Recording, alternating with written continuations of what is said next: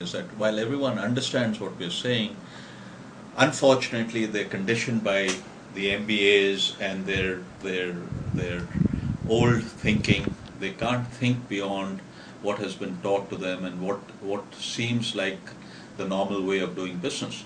And how do you differentiate yourself? You differentiate yourself by doing all of the right things for the company. So take a company like Walmart. How many people does Walmart employ? 1.2 to 1.5 million people. How many people do they replace every year? 600,000 people. So what is the HR department doing?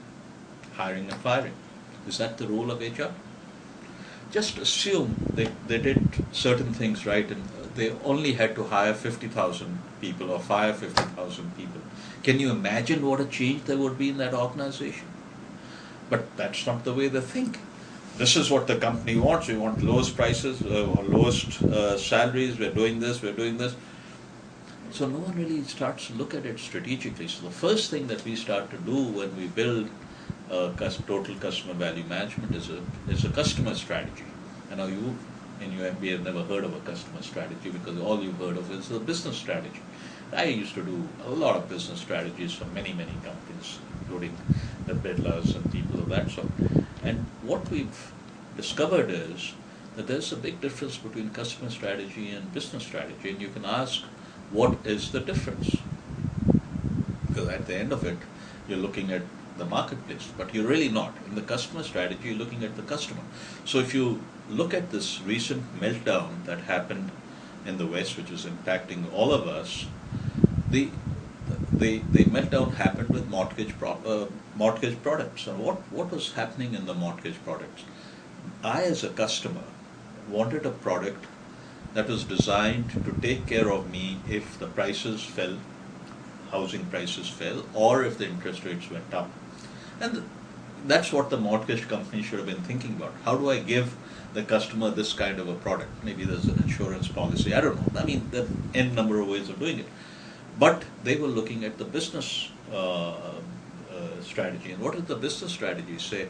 Well, if you've got $100 and you get 5% interest for 30 years, you'll get $5 every year. But if you can bundle your $100 with hundreds of these, and you get, let's say, 2%, you got $2, but now you're recycling that $100, and if you recycle it 10 times, you'll get $20. So the name of the game was, how do I bundle and recycle my mortgages rather than how can I take care of my customer? So that's the difference between a customer strategy and a business strategy.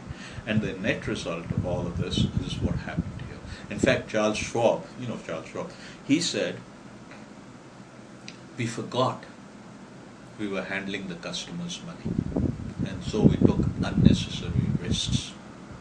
Now, how can you forget the customer?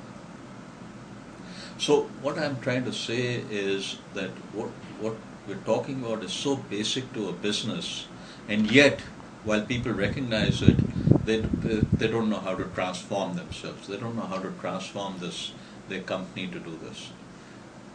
So what we're talking about is, how do you transform your thinking? How do you transform your company?